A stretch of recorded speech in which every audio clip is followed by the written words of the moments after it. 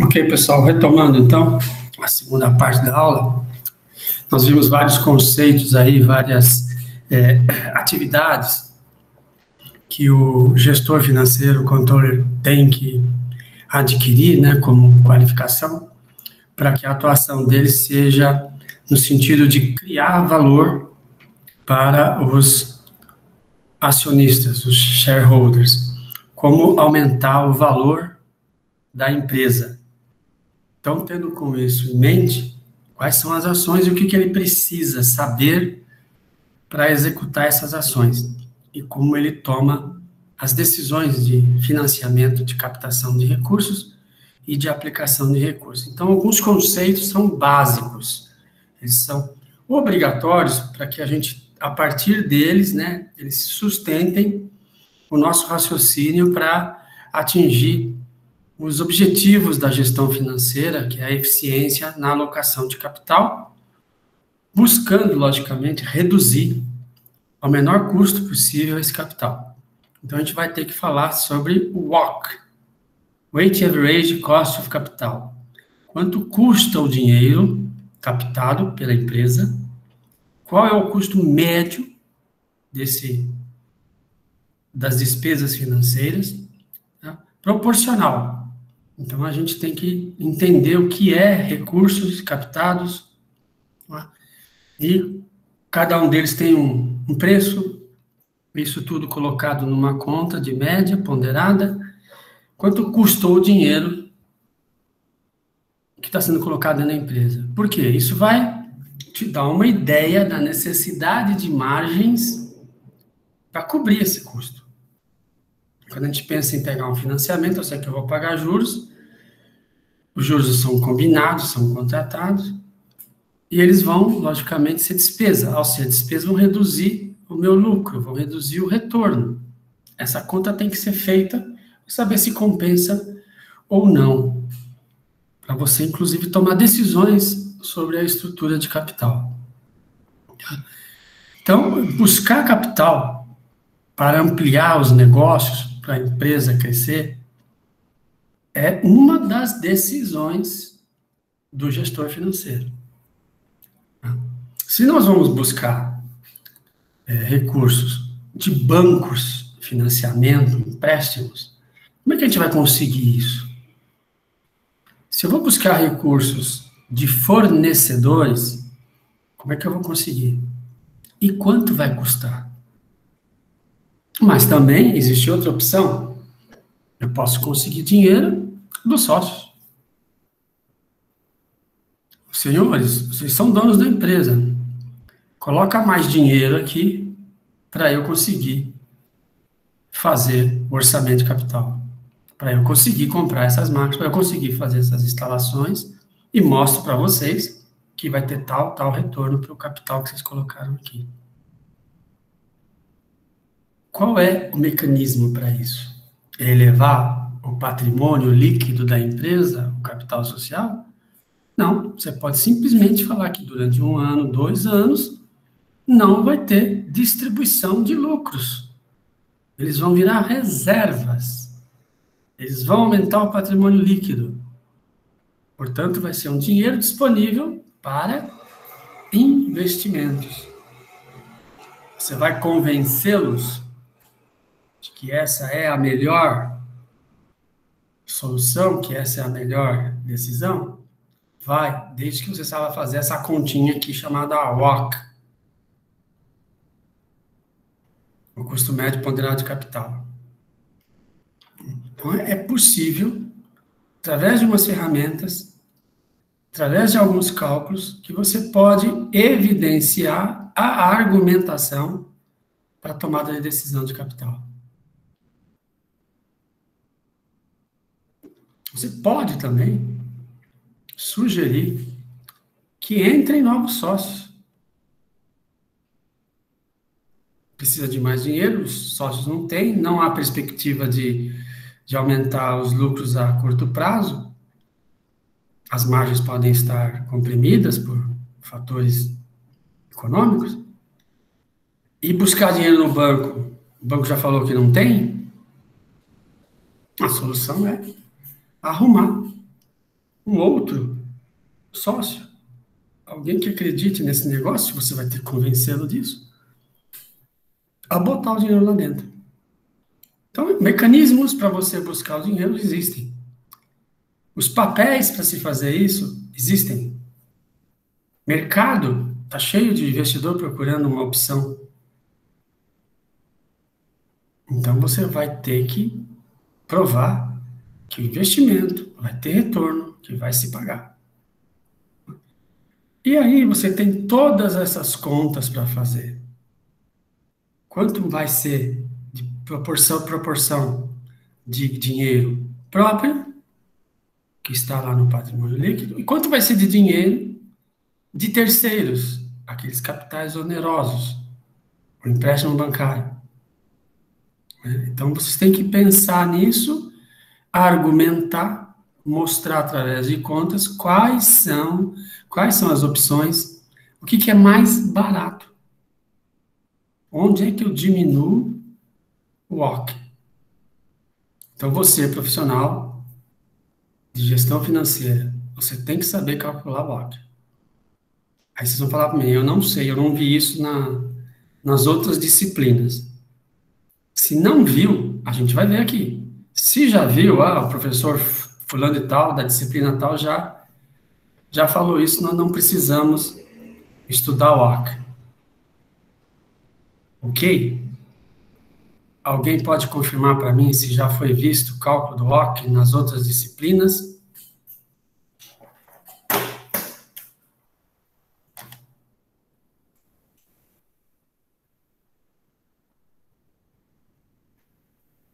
Pessoal, alguém abre aí o microfone e responde para mim. Vimos em gestão financeira. Gestão financeira. No semestre passado. Com o professor Paulo. Tá certo. Então, não vou precisar abordar esse tema aqui e fazer continha, né?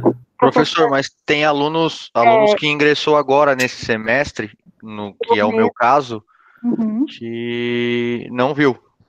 Eu mesmo não vi. Eu também não vi não, professor, eu tô entrando agora. Também tô entrando agora. Eu também tô entrando agora, não vi não. Vocês vejam que é meio complicado, porque a gente está dando uma disciplina, que ela é uma disciplina de final de curso, e vocês estão entrando agora e pegando ela. Tudo bem, não tem problema, vamos fazer o WACC. Eu vou passar para vocês o quê? Excel. No quadro de aviso da disciplina, eu coloquei ali um arquivo Excel com as principais ferramentas da controladoria. É um resumo, um conceito das principais ferramentas, tá? Que o controller deve dominar, ele deve saber que existe, e na medida em que ele tem alguns problemas para resolver, ele saiba qual ferramenta, qual artefato da contabilidade gerencial, da controladoria, que ele usa para solucionar o problema. Então, lá não estava o WACC, eu vou colocar, então, o WACC nesse arquivo. E aí eu vou fazer, assim, ligeiramente a conceituação, e vocês fazem as continhas para saber quando aplicar isso daí e por que eu tenho que saber qual é o custo de capital da empresa. Tá ok? Então, isso a gente coloca como um aditivo dentro da ferramenta para vocês irem desenvolvendo ela ao longo do curso. Porque se não souber o que é, não souber calcular, você não tem condição de tomar decisão de financiamento, de captação de recursos em banco ou como melhor estruturar os passivos da empresa. Ok? Então, está anotado aqui o WACC, vou colocar. Professor, uma dúvida. Sim. Esses slides o senhor vai disponibilizar? Exato. Tá bom, obrigada. É que, como eu estou fazendo a iniciação da disciplina com a conceituação básica, eu não coloquei antes, eu pedi para vocês fazerem a leitura. Isso que está aqui é o que está naqueles textos prévios, de uma outra forma, lógico, mas é aquilo lá. Então, a leitura dos textos auxilia a acompanhar ou geram dúvidas, geram questionamentos. Mas eu coloco ele de volta lá para vocês, como está aqui. Acho que vai ser até o 40 e pouco na primeira aula. É o que trata dos conceitos básicos de finanças, controladoria, governança e teoria da agência. Tá? Então, dividendos e o retorno do capital, né? Então, nós temos ROI, ROA, ROA, um monte de índices de retorno do valor que foi investido. Tá? O que é isso aí? São decisões que a empresa toma sobre os lucros. O que é o lucro? O lucro é do sócio, é do investidor. Eu tenho que dar para ele esse dinheiro. A gente chama de dividendos nas sociedades anônimas. Nas sociedades fechadas, capital limitada, é distribuição de lucro pura e simples. É dinheiro é a remuneração do capital que foi investido. Tá? E nós podemos tanto fazer a distribuição, como lá, o pagamento após uma apuração de um período, tá? Como eu posso também comprar de volta as ações para a empresa. Eventualmente, essa é uma operação principalmente tributária, né, em que a empresa com muito capital, e não tem o que fazer com ele, ela compra as ações dos acionistas, prometendo vendê-la na frente para eles de volta. É uma forma de ganhar dinheiro para os acionistas. Então, essas ações ficam na tesouraria.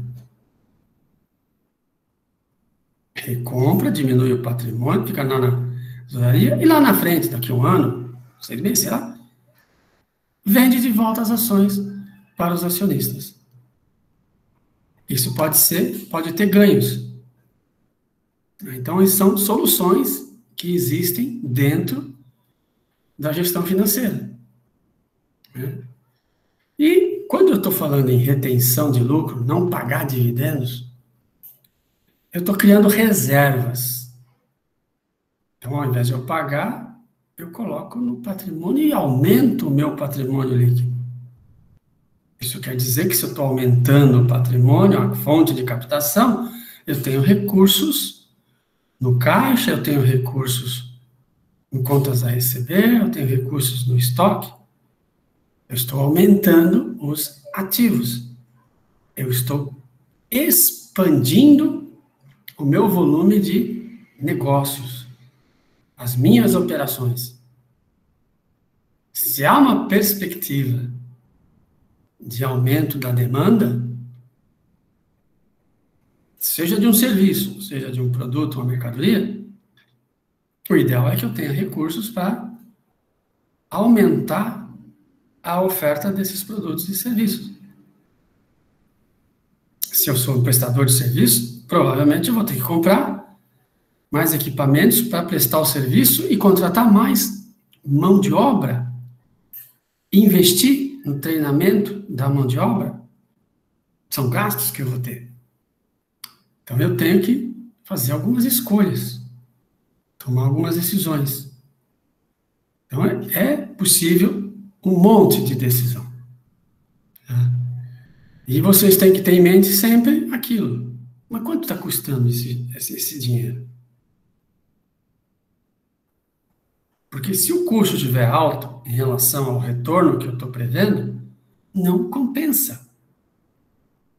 Não faça o investimento. Não aumenta os negócios da empresa. Senão você vai entrar pelo cano. Você está destruindo o valor do negócio. Então, são decisões financeiras, são decisões sobre distribuição ou não de lucros. Aumentar ou não o patrimônio líquido da empresa. Só se toma essa decisão sabendo quanto custa o dinheiro.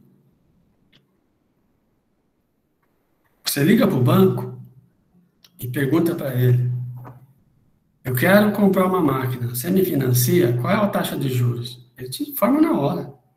Qual é o prazo, quanto você vai pagar de prestação, quanto você vai pagar de juros, quanto você vai gastar com as tarifas, com as comissões. Você sabe todo o custo, de quanto custa aquilo. Agora, e um fornecedor que te vende a prazo? 30 dias para pagar. Quanto custa esse dinheiro? O comprador seu tem que dizer: à vista é X. Nós compramos por 30 dias, é X mais 1. Então você precisa saber qual é o desconto que ele te dá se você comprar à vista. Esse é o custo de uma conta chamada fornecedores. E, finalmente, o dinheiro dos sócios. Quanto custa o dinheiro dos sócios? Simples, é o que eles querem de retorno. Se eles podem pegar o dinheiro e aplicar no banco e receber 10% ao ano, ele vai colocar o dinheiro na sua empresa para receber 10%, correndo risco? Não, ele quer receber 15%. Então, você vai ter lá uma informação. Custo de capital próprio, dinheiro dos sócios, é 15% ao ano. E lá no banco, quanto que é? Ah, o banco te diz que é 10% ao ano. De quem você vai pegar o dinheiro? Dos sócios ou do banco? É uma decisão.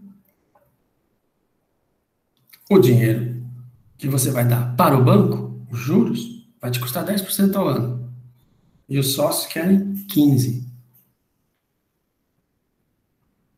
Para você ter 15%, os sócios querem, você tem que ter margem, você tem que ter preço, você tem que ter redução de custo, você tem que ter redução de despesa. Você está querendo que você retorne para ele 15% que ele investiu. Então você fala para ele: não quero não, eu vou pegar dinheiro do banco, é mais barato. Sempre o dinheiro do banco é mais barato que os dinheiros dos sócios. Porque eles são competidores. E essa conta você tem que fazer. Se custa 15 um, 10 o outro, qual é o ideal de capital? Então, teoricamente, é mais interessante ter mais capital vindo dos bancos. Não é? Só que esse lá, o fornecedor, que é uma importante conta que você tem, né? Um passivo, uma dívida, ele te deu prazo para pagar, aí você vai fazer a conta do à vista e do conta a prazo e te dá 16%. O que você faz? A conta é simples, gente.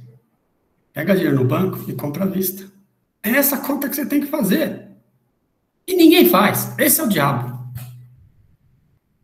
Impressionante como as pessoas não fazem essa conta. Porque todo fornecedor, ele tem a seguinte visão: se eu vendo a prazo, vou levar um tempo para receber, eu preciso cobrar por isso. Cobrar juros. E qual que é o referencial de juros dele? É o juro bancário. Porque se ele tem que pagar 10 para o banco, ele vai querer receber 11, porque ele precisa ainda cobrir os impostos. Então é mais caro o valor do fornecedor do que do banco. Ó, apenas se o cara é burro, o cara não faz conta, aí ele erra na conta. E entre o à vista e o a prazo, ele coloca lá 5%. Então, você vai comprar do fornecedor, não vai pegar do banco, que custa 10%. Veja como é importante saber mensurar os custos do recurso que você está captando, para você definir sua estrutura de capital. Se você vai comprar de fornecedor a prazo, você vai comprar de fornecedor à vista, se você vai pegar dinheiro do banco, se você vai pegar dinheiro dos sócios, para convencer os sócios a não levar o dinheiro para casa. Deixa o dinheiro aqui para a gente reinvestir. Desde que você tenha argumentos, desde que você mostre com contas quanto custa o capital. Então, é fundamental, em finanças corporativas, saber calcular o ROC. Vocês têm que saber isso de qualquer maneira.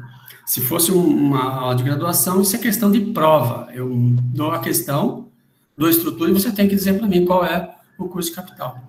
E mediante um determinado investimento, uma possibilidade de investimento, sim ou não, em função do capital, em função do custo de capital. Aqui não dá tempo de fazer isso, tá, gente? Então, quando eu tenho esse conceito dentro de mim, do que é um OC, né? Por que eu preciso disso? É porque eu vou definir a estrutura de capital. E aí eu volto na criação de valor. A estrutura de capital pode ou não aumentar o valor do negócio. E aí você tem que decidir se você vai ter dívidas de curto e longo prazo, se essas dívidas serão financiamentos ou empréstimos ou leasing, arrendamento mercantil. Tá? Se você quer aumentar a negociação com fornecedores, ou se você realmente quer que os sócios não levem o dinheiro para casa, deixem lá, ou coloquem ainda mais um pouco de dinheiro dentro da empresa. Vejam, tudo isso para que eu consiga aumentar o meu negócio. Não confundam em pedir dinheiro para os sócios para pagar dívida, tá? Aí é porque vocês já estão ferrados. Quando o sócio tem que pôr dinheiro dentro da empresa para poder pagar uma dívida, já está a coisa complicada. Já está indo para o buraco. Houve erro no fluxo de caixa. Falha. E ele está cobrindo um prejuízo lá atrás, que agora virou lacuna de caixa. Não é a mesma coisa, pelo amor de Deus. Estamos falando na estrutura de capital, visando a criação de valor. Dizer para o sócio, põe dinheiro aqui para a gente comprar máquina. Põe dinheiro aqui para a gente comprar mais estoque. Não vamos levar dinheiro para casa, eu não vou distribuir lucro, não vou pagar dividendo, porque eu preciso do dinheiro para aumentar os meus ativos. Decisões de estrutura de capital. Então, quando a gente pensar nas possibilidades de captação de recursos e de onde eles serão aplicados, eu tenho que ter a visão de como é essa estrutura. E lembrando que, na medida em que eu aumento as minhas dívidas onerosas junto a bancos, com financiamentos, com empréstimos, eu estou aumentando o risco de todo mundo. Porque se der errado, eu tenho que pagar o banco. E aí, como é que eu pago? Se o negócio não vingar como era inicialmente a ideia, o que eu faço?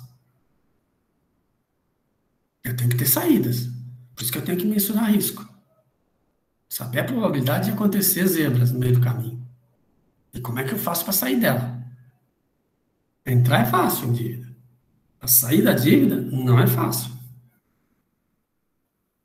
Alguns negócios dão muito certo e você paga rapidinho. Outros demoram mais, outros acontecem algumas coisas e muda o cenário econômico. Aquele grande cliente seu quebra, ou houve uma concentração de fornecedores e aumentaram os custos. Você está sujeito a esse tipo de situação em que as margens vão para o espaço. E aí, o que eu faço? Eu estou preparado para isso? Eu tinha pensado nesse risco? E se eu pensei, qual foi a solução que eu teria? Eu vendo meus ativos? Ou eu vou dizer para o banco lá assim, ó, não tem condição de pagar. Devo, não nego, mas só posso pagar quando der. E aí você vai lá e negocia com o banco uma composição de dívida, parcela em mais vezes, né? Aumenta a taxa de juros, aumenta as despesas financeiras, diminui o lucro, e é aquela bola de neve que acaba virando uma situação de inadimplência e até de insolvência. Fecha a empresa, quebra o negócio. A gente tem uma estatística no Brasil triste da mortalidade das empresas. A gente sabe que 1/3 das empresas morre em 2 anos. E a metade morre em 3 anos. Por quê? O que acontece? Quais são as causas dessa mortalidade. As pesquisas que foram feitas, gente, dizem assim, os caras que quebraram, fecharam os negócios, disseram que foi falta de vendas.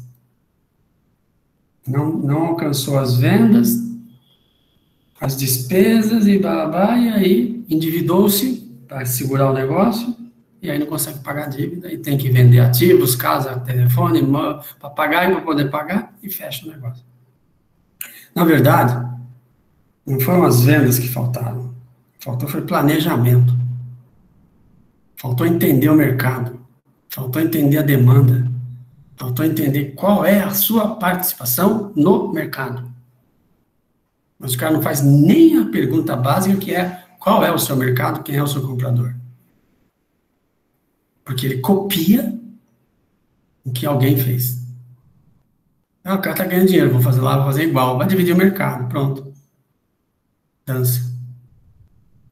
Enquanto que se fizer umas continhas antes, não corre esse risco.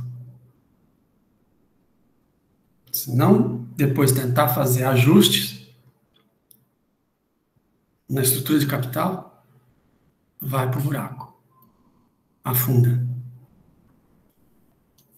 Mas, o que eu gostaria de ressaltar aqui é que o empréstimo, o financiamento, feito com critérios, com estudos, com a percepção dos riscos e com o gerenciamento desses riscos, tem muito mais chance de dar certo. E a maioria das empresas que crescem, elas não crescem guardando lucros, fazendo reserva, elas crescem se endividando. Só precisa saber qual é esse limite. Saber avaliar os custos dessa dívida. Ponderar todos esses riscos. Você, controller, você, gerente financeiro, tem que fazer essas contas. Tem que saber fazer essas contas. Se vocês falarem para mim, eu não sei fazer. Não sei como fazer. Não sei nem como começar isso daí. Ótimo. A gente tem que colocar isso no papel. E se alguém tiver vergonha de dizer aqui na sala de aula que não sabe fazer, é simples. Está lá o e-mail, entra no Moodle e manda um e-mail para mim. Eu coloco a ferramenta dentro da planilha das ferramentas da controladoria e vocês vão lá estudar como é que se faz esse estudo da estrutura de capital, como é que se faz o WACC, como é que eu decido, né? Qual vai ser a estrutura de capital. Então, para abordar esse tema, aí a gente vai entrar um pouquinho em contabilidade. Tá? O que eu estou dizendo aqui? Tem duas situações contábeis aqui. Eu tenho, em vermelho, os quadros de dívida. Eu tenho em azul os quadros dos meus ativos, meus bens, meus estoques, minhas instalações. Isso tem um volume X mensurado em dinheiro. Portanto, por que os dois quadros somados têm que estar igual? Porque é contabilidade, débito e crédito. Tem que bater o balanço. De um lado, ativos. Onde foi aplicado o dinheiro? Do outro lado, passivos. De onde veio o dinheiro?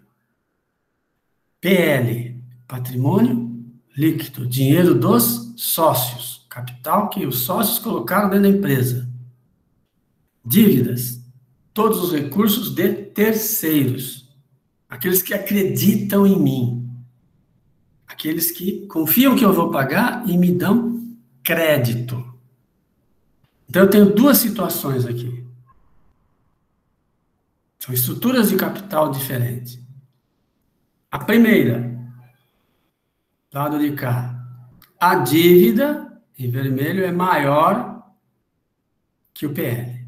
Do outro lado, a dívida é menor que o PL. Aqui os sócios colocaram mais dinheiro do que capital de terceiros. Aqui capital de terceiros é maior do que o dinheiro dos sócios. Qual tem maior risco?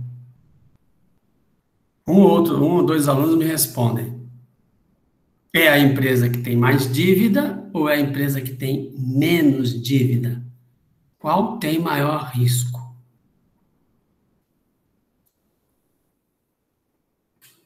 Depende da gestão, professor? Depende, sem dúvida, depende da gestão, mas olhando só essa situação que você está vendo aí. Acredito que a empresa que tenha mais dívida. Mais dívida.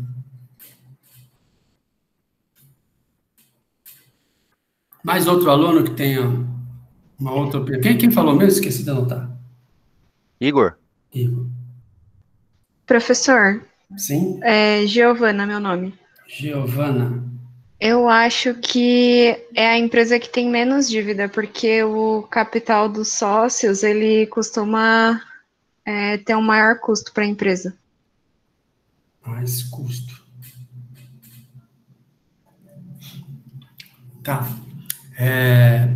Tem algum outro aluna, que não entendeu ou não sabe por que uma pode ter mais, uma tem mais risco e outra tem menos risco?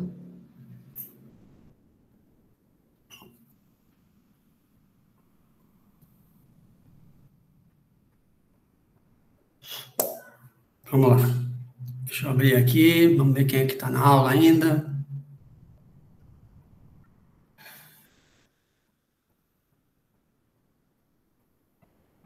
Elisângela. Você está aí, Elisângela? Estou. E aí, o que você acha para mim? Qual que é a que tem maior risco? Eu não sei exatamente a questão se isso envolve risco, mas igual a aluna anterior falou, o custo de capital próprio, ele geralmente é mais caro, né? E quando a empresa tem empréstimos, dependendo, acho que do tipo lá, ela consegue ainda abater lá para o imposto de renda, né? Abater imposto de renda como despesa financeira, só se estiver no lucro real. Então, eu sei que tinha alguma coisa aí que dava para bater, dependendo de onde está, qual a forma de declaração da empresa, né? Certo. Tá bom, vamos lá. Quem? André. Bom, eu acho que considerando a questão de capital próprio, capital de terceiros, a geração de caixa e fluxo de caixa, quando a gente tem um PL, que seria o capital próprio, muito grande, teoricamente, a empresa teria menos exposição, porque ela teria dívidas originadas de terceiros, então um capital, um passivo circulante, enfim, não circulante menor. Teoricamente, os ativos poderiam dar uma liquidez maior para a empresa, poderia cobrir maior, digamos assim, as obrigações que ela teria. No entanto, levando em consideração a alavancagem da empresa, as empresas que têm um PL menor, um capital próprio menor, né, elas têm ali até um pouco de, como posso dizer, talvez até um pouco de eficiência, né, operacional, já que ela utiliza-se de capitais externos para financiar a empresa. Então, assim, eu acho que do ponto de vista de liquidez, de solvência, a empresa que tem um capital próprio maior, ela está menos exposta. Bom, eu acho que é mais ou menos isso que eu quis dizer. Não sei se deu para entender. Não, você está corretíssimo. É isso mesmo, você tem toda a razão. É isso mesmo. Quem tem mais dívida tem maior risco. Porque a dívida é exigível. Eu tenho que ter dinheiro para pagar. Enquanto que o PL é o dinheiro dos sócios. Ele não exige. Ele quer retorno, ele quer lucro. Ele não pode dizer, eu quero X de juros. Ele não fala isso. E se eu vender todos os ativos, correto? Tudo que está aqui são bens e direitos da empresa. Eu vendo tudo. Eu pago a dívida. O que vai sobrar? O PL. Desde que esses ativos realmente valham aquilo que eu consegui de capital de terceiros e próprio. Então, quem tem maior risco nessas estruturas, é sempre a empresa que tem mais dívida. E quem corre risco vai buscar o quê? Renda. Vai buscar retorno. Porque você só assume uma dívida porque você quer construir os seus ativos, realizar operações que te dão retorno. Então, eu tenho que saber quanto custa isso e quanto que isso aqui rende. Quanto isso aqui rende. Tem que render mais do que custa a dívida. E, além disso, pagar quanto os caras aqui que põem o din-din querem. Eu tenho que saber essas duas questões aqui, para verificar se realmente compensa o negócio. Então, a visão contábil me auxilia a interpretar, me auxilia a tomar a decisão dentro da gestão financeira. Porque dentro da dívida, essa dívida vence quando? Amanhã? Mês que vem? O ano que vem? A questão do vencimento, da exigibilidade, é outro ponto fundamental na gestão de capital. Porque se eu quero ter dinheiro para comprar ativos, qual é o prazo de devolução desse dinheiro? Se eu vou comprar uma máquina que vai trabalhar 5, 6 anos, vai produzir durante 5, 6 anos, vai gerar um fluxo de caixa durante 5, 6 anos, a minha dívida com essa máquina não pode vencer amanhã, nem o mês que vem. Ela tem que vencer em 5 anos. Isso é ponto pacífico de qualquer endividamento que o gestor financeiro tem que analisar e tomar decisão. Então, essa visão contábil, essa situação patrimonial que vocês estão enxergando, tá? É uma decisão financeira sobre a estrutura do capital da empresa. Sabendo que aumentando dívidas eu tenho maior risco. Enquanto que aqui, lá de cá, eu tenho uma dívida menor, porque a maior parte do capital que está financiando os meus ativos é dos sócios. Eles não exigem, eles não têm poder de exigir. Porque uma vez que eu venda todos esses ativos, eu pago a dívida e sobra o PL, que é o capital deles. Essa é a equação patrimonial, gente. Então, a gente vai voltar em alguns conceitos contábeis, porque eles são fundamentais para a tomada de decisão financeira. Agora eu estou mostrando para vocês um balanço. Então, eu vou aprofundar um pouco mais. Aquilo que vocês viram graficamente ali, está exposto agora com números. Então, vamos examinar qual o significado da rubrica contábil, do agrupamento, grupo de contas, que está aqui, ó, passivo circulante, ativo circulante, tá? Ativo não circulante, patrimônio líquido. Tá? São terminologias contábeis que o gestor financeiro tem que dominar. Então, essa empresa tem um capital dos sócios inicial lá de R$30 mil. Realizando as operações, deu lucro. Ela guardou o lucro. Então, aumentou o patrimônio líquido de 30 para 39 mil. Nessas operações, ela teve que assumir alguns encargos. Então, ela comprou estoques a prazo. Algumas das contas que ela tem, que ela incorre, ela não pagou a prazo. Os funcionários que me ajudaram a produzir os bens e serviços, eu ainda não paguei. Então, é capital de terceiros, é a dívida exigível, eu tenho que pagar isso daqui. Soma 8.400. Enquanto que dos capitais próprios, 39, de um total do passivo de 47 mil. Onde eu apliquei todo esse capital? Nas operações. E ao final, eu controlando, registrando, eu sei que no final desse período eu fiquei com 2 mil no caixa, eu tenho 450 no banco, eu fiz aplicação financeira de 8.540, está lá rendendo juros, eu tenho para receber dos clientes 15 mil, Tenho de estoque 16, quer dizer, eu tenho um ativo que circula rapidamente, ele é corrente, por isso ele é chamado circulante, de R$42.000. E para realizar as operações de compra e venda, eu preciso de instalações, no caso móveis e utensílios, de R$5.000. Então, vocês vejam, total, 47.490, captado aqui, aplicado aqui. Onde ele foi aplicado? A maior parte foi aplicado nas operações de compra e venda. Está aqui, ó, 15, 16 mil. Quer dizer, eu tenho dinheiro mais que suficiente para pagar as dívidas. Paguei as dívidas, vai sobrar quanto? Vai sobrar R$39.090 para os sócios. Então, essa é uma situação ideal de qualquer empresa, né? Tem dinheiro suficiente para pagar as dívidas e ainda sobra um dinheirão para os sócios. E desses 30 mil que eles colocaram no negócio, dos 9 mil que eles tiveram de operações e lucros, olha quanto é que está imobilizado a longo prazo. R$5.000, pouquíssimo. A maior parte do dinheiro foi para comprar e vender. São as operações.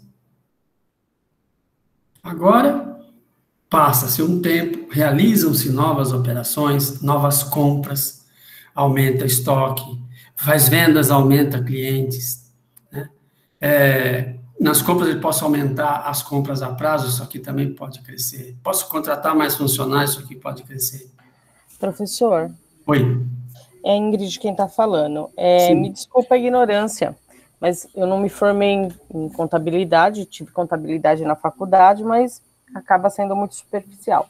Quando num balanço tem um valor de estoque, tratando-se de um comércio, é o valor de custo do estoque ou leva-se em consideração o valor final de venda? O estoque é a aquisição que eu fiz. Esses preços dos produtos que eu adquiri é que estão no estoque. A partir deles, eu vou determinar um markup para determinar um preço de vendas, e aí sim, quando eu vender, realizar a receita, a venda, ele vai se tornar clientes. Então, o clientes aqui é a conta a receber daquele faturamento que eu fiz dos estoques. Entendi. Então, quando eu estiver lendo um balanço, por exemplo, o balanço lá da empresa onde eu trabalho, o valor que eu vejo de estoque, quer dizer que a contabilidade coloca lá o valor de que eu paguei por aquelas mercadorias que estão lá paradas no estoque. Isso, se chama... Não tem nada a ver com o que vende, porque o que vende depende do que vai ser na época, por exemplo. Agora, um produto que esteja fora da linha, um aquecedor da vida, vou ter que vender mais barato porque está calor. Então, por isso que eles não contabilizam esse valor de venda, é isso? Sim, porque quando você vender, aí você vai ter uma promessa do seu cliente de pagar por ele. Do meu receber, no caso. Contas a receber. Aí sim, você registra quanto você vai receber por aquele produto que você vendeu. Entendi. A diferença entre aquilo que você vai receber do cliente e quanto custou é o teu lucro bruto, a tua margem bruta, que deve ser suficiente para você pagar as despesas que você incorre para o negócio funcionar. Tá, mas isso daí só vai estar lá quando eu concretizar a venda e que tiver para mim receber futuro. O que tiver parado não entra lá. Não. Que você foi só o que você pagou, está lá, 16.500, certo? Sim. Agora, veja só, tem aqui de estoque que foi quanto eu comprei por 16.500. Mas supondo que você vai lá olhar, conferir o estoque e ver a mercadoria estragada e ver a mercadoria deteriorada. Esse valor aqui tem que ser reduzido, tá? Você tem uma perda. Então, você vai lá e anota na contabilidade que isso aqui não é 16, isso aqui é 15. E vai dizer, perdi R$1.000. Perda. Entendeu? Isso aqui tem que registrar com fidelidade o valor que você tem em mãos. Isso é fundamental, chama-se custo histórico dentro da contabilidade. Vendeu, aí você tem o markup, né? Você aumenta o preço para vender, você põe um percentual sobre o valor da compra e vende. Entregou a mercadoria. O cliente fala para você, eu vou te pagar. Quando ele fala que vai te pagar, você reconhece contas a receber. Então, no caso deste daí, que a gente está vendo agora, essa empresa tem 16.500 de estoque, porém, isso ainda não virou um contas a receber porque está lá parado. Estou certo? Esses clientes aqui devem estar em cheques predatados, cartões parcelados, essas coisas, é isso. Então, quer dizer, ela tem mais do que 16.500 em estoque, em valores, porque isso daí, 16.500, ela vai transformar, quando ela colocar o markup, no valor final de venda, onde vai vir o lucro e... Isso. Entendi. Exato. Ok. E aí, quando a gente controla o estoque, a gente vai ter gestão avançada de estoque, a gente vai saber como trazer isso daqui para o resultado que apura os lucros aqui embaixo. Entendi. Tá? Então, num segundo momento, depois que eu tenho essa situação patrimonial, tá? Olhem a diferença do anterior para esse daqui. O que aconteceu de um período para o outro? Manteve-se o capital, o patrimônio líquido. Mas olha o que aconteceu com o meu passivo, com as minhas dívidas. Aumentei fornecedores. Aumentei uma conta chamada empréstimos. Foi para R$23.000 o total da minha dívida. Onde foi que eu enfiei esse dinheiro? Olha para o lado de cá, você percebe que aumentaram os estoques. Eu comprei mais. E como eu comprei mais, eu vendi mais e dei prazo para o meu cliente, eu tenho mais a receber. Veja como eu cresci o tamanho da empresa. Total do ativo, 62. Total do passivo, 62. Quanto que era anteriormente? 47 mil. 47 mil. Como é que eu cresci o negócio? Com endividamento. Com mais mercadorias para revenda, com maior carteira de clientes. Ou seja, você quer crescer ativos? Tem que crescer o passivo. Não tem outro jeito. Tem que buscar dinheiro. Podia ser dos sócios? Podia. Foi de quem? Dos fornecedores e do banco. O banco me ajudou. Dívidas onerosas. Eu tenho que pagar 23. Mas eu ainda tenho para receber 30 mil. Ainda posso vender 25 mil, que vai ser um preço mais alto. Portanto, eu tenho recursos suficientes para pagar essa dívida. E ainda sobra para os sócios. O que está acontecendo aqui embaixo? Eu continuo com a mesma instalação, quer dizer, o aumento das operações, que foi possibilitada pelo endividamento, ainda não demanda que eu aumente minha capacidade instalada. Eu não tive que comprar mais móveis, utensílios, estantes, computadores, não tive. Consegui aumentar o meu estoque, consegui aumentar a minha base de clientes, as minhas operações, sem precisar imobilizar capital. Continuo com 5 mil. Mas eu já dei um pulo. Eu dei um pulo de 40 para 50. A empresa cresceu. Terceiro momento. Está lá as minhas dívidas, tá? Está lá um monte de informação. Continuo com um ativo aqui, caiu 48 mil. O meu ativo total era 62, caiu para 53 mil. Se caiu aqui, tem que cair do lado de cá. Mas eu não paguei as dívidas, já estão aqui. Então, o que aconteceu? O que sumiu? Prejuízo. Não tem mais lucro. Voltou para os 30 mil aqui. Então, num determinado período, por força das operações, tá? Eu perdi dinheiro. Por que eu perdi dinheiro? Porque eu tinha para receber um X aqui, ó, 30 mil. O que aconteceu com esses daqui? Caiu para 27. Sabe por quê? Porque o cara não me pagou. O cara quebrou. Escafedeu-se. E aí? Perdi. Se eu perdi, quem é que perdeu? Os sócios. Prejuízo reduz o patrimônio líquido. Vendi mal. Quem tomou a decisão de vender? Quem deu crédito para o cara que não pagou? Como é que foi a decisão de dar crédito? São questões financeiras. São questões que você tem que trabalhar no dia a dia. Você quer aumentar sua base de clientes? É fácil, gente. É muito fácil. Mas e para receber? Se você dá mais prazo, se você abaixa o preço, você aumenta a sua carteira de clientes. Só que você atrai uma possibilidade de calote, de inadimplência. Então, como é que nós tomamos a decisão de dar ou não dar crédito para o cliente que quer comprar de você? Como é que é essa decisão? Quem é que trabalha aí com vendas e contas a receber pode me dizer, lá na minha empresa, a decisão de aumentar o limite de crédito para o cliente para vender X e dar prazo é da seguinte maneira. Me explica aí, se alguém quem pode me dizer isso.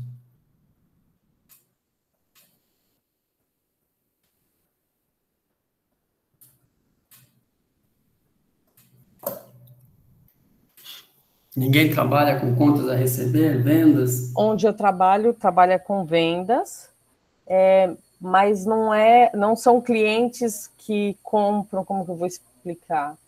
Constantemente, é máquinas e ferramentas, então é feita uma análise cadastral, porque não é recorrente a compra, não é todo mês, não é um abastecimento, né? Certo. Então é feito uma análise como qualquer outra.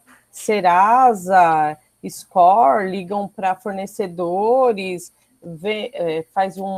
a pessoa tem que apresentar comprovantes dos maiores boletos que pagam, aí liga para fornecedor para saber se está tudo ok, mas é assim, porque não é uma venda recorrente, então não acaba que não tendo uma análise se vai aumentar ou não a capacidade de crédito daquele cliente, porque ele não compra a todo momento. Ele vai comprar aí uma vez no ano e olhe lá. Tá, mas espera aí, como é que você decide se você tem uma máquina que custa 10 mil? Sim. Tá? Como é que você decide que você vai vender a prazo para ele vai te dar um prazo para ele pagar de 10 mil reais? Como é que você toma essa decisão? Lá eles pedem o balancete, contrato social, olham também como que o cliente está no mercado junto ao órgão Serasa, é feito dessa maneira. E quem decide? Pode vender 10 mil reais lá para ele? Quem decide? Tem uma pessoa de análise de crédito. Pessoa de análise de crédito. Isso. Que acaba sendo um braço no financeiro, essa pessoa. Um analista de crédito. Então, ele perde o balancete, faz as consultas no Serasa, liga para o fornecedor, tem assim... Liga para o gerente do banco, isso. Aí ele analisa quanto tempo a pessoa tem conta. É uma análise assim. E se tiver alguma restrição, não vende? Não vende. Tá, aí só a vista... Olha também que às vezes se é cliente, por exemplo, já há mais tempo... quase sempre quando é cliente novo tem que dar 40% de entrada do valor. 40% de entrada, o resto financia e paga em 3, 4 vezes, de uma vez? Não, pode pagar até 10 vezes, depende do valor da máquina. Lá tem máquina de 5 mil até 60 mil, 80 mil. Tem máquinas de marcenaria. Certo. Bom, vocês vejam, eu achei legal você trazer para a gente a sua experiência, como é a sua empresa, porque alguns alunos podem não trabalhar com esse tipo de situação. O que é fundamental para a tomada de decisão de crédito? Informação. Vocês vejam, ela citou várias fontes de informação, né? Vai buscar informação para ter uma ideia se esse cliente oferece risco ou não de pagar o que ele comprou. Então, vocês vejam, nós temos que nos cercar de informações. Processar essas informações para formar um caráter. desse cliente, de acreditar nesse cliente, de dar crédito para ele, confiar nele. Isso não se faz com intuição, isso não se faz com chute. Vejam, ela colocou lá, tem um analista de crédito, uma pessoa qualificada para fazer análise e determinar, pode sim, pode vender por 10 mil, 20 mil, 30 mil, porque ele tem capacidade de pagamento. Ele é provavelmente um cliente solvente, né? Não vai ficar inadimplente. Pode acontecer, pode morrer o dono, pode cair um raio, sabe, N coisas podem acontecer que prejudiquem a performance dele no futuro e comprometam a capacidade de pagamento da dívida dele. Pode acontecer. Ninguém está livre de catástrofes, né, de inconvenientes no futuro. Mas tem um critério, tem um sistema, tem um procedimento prévio para se determinar e buscar a solução, que é vender a prazo.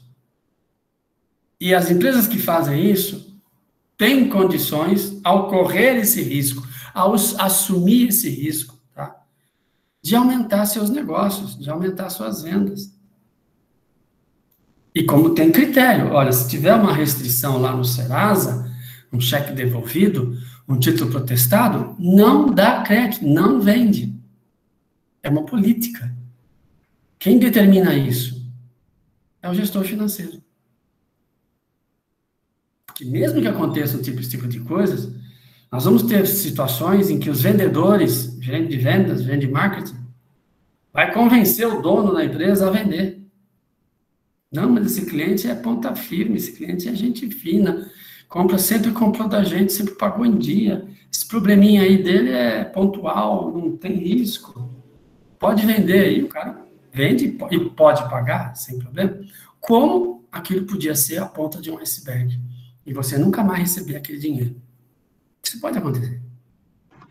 O professor, esse balanço, ele tem um pouco de... o que o senhor está apresentando, me parece que ele tem um pouco assim de... Ele poderia explicar um pouco a situação pandêmica, não é?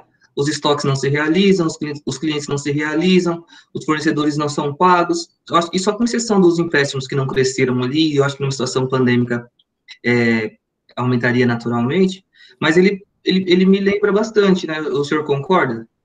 Sim, não, veja, a gestão financeira, as decisões financeiras, elas impactam e elas acabam se evidenciando numa terminologia, numa forma de demonstrar que a gente chama de contabilidade. O foco aqui é que vocês percebam que as decisões financeiras, os negócios vão acontecendo e vão alterando uma situação patrimonial, vão alterando os resultados, e isso tem que estar evidenciado. Vocês têm que entender essa situação. E, a partir dela, olhando para ela, tomar decisões. As decisões financeiras do dia a dia. Vocês tomam uma série de decisões no dia a dia na área de finanças. Aumentar preço, aumentar crédito, comprar mais estoques, comprar mais ativos imobilizados, como móveis e utensílios, comprar de fornecedor ou pegar dinheiro do banco, não pagar dividendos, reter os lucros, os juros, tudo isso são decisões financeiras que impactam esta situação patrimonial. Ou seja, tudo que a gente faz tem uma repercussão. Isso tem que ser evidenciado, tem que ser mostrado. Quando ela falou, tem um cara lá que faz análise de crédito, ele pede balancete da empresa. O que ele pede? Ele pede isso que vocês estão vendo aí. Porque quando ele olha isso, ele sabe que tem 48 mil reais a serem realizados para pagar 23, ou seja, a capacidade de pagamento dele é muito boa. Basta ele receber 27 mil aqui de clientes, ele já paga. Professor, mas vou fazer uma ressalva.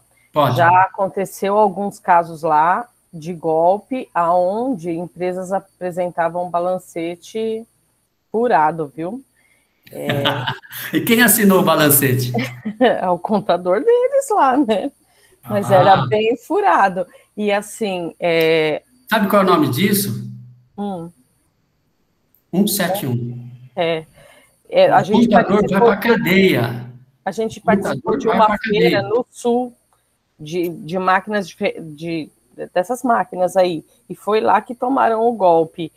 E é engraçado porque duas coisas que o senhor citou, a pessoa da análise de crédito não queria aprovar, e aí o vendedor ficou embarulhando a cabeça do gerente de loja, ele ligou e falou, não, eu chancelo isso daí, pode vender. E aí deu a dor de cabeça danada. Sim, porque é normal, é natural nas empresas que o pessoal de vendas faça uma pressão sobre o crédito para ampliar as vendas. Eles ganham comissão, eles querem, né, mostrar serviço, mostrar produtividade. Então, é natural que aconteça isso.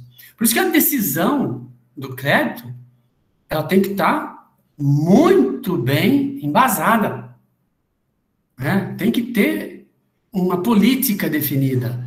E você, gestor financeiro, você controller, você tem que determinar isso.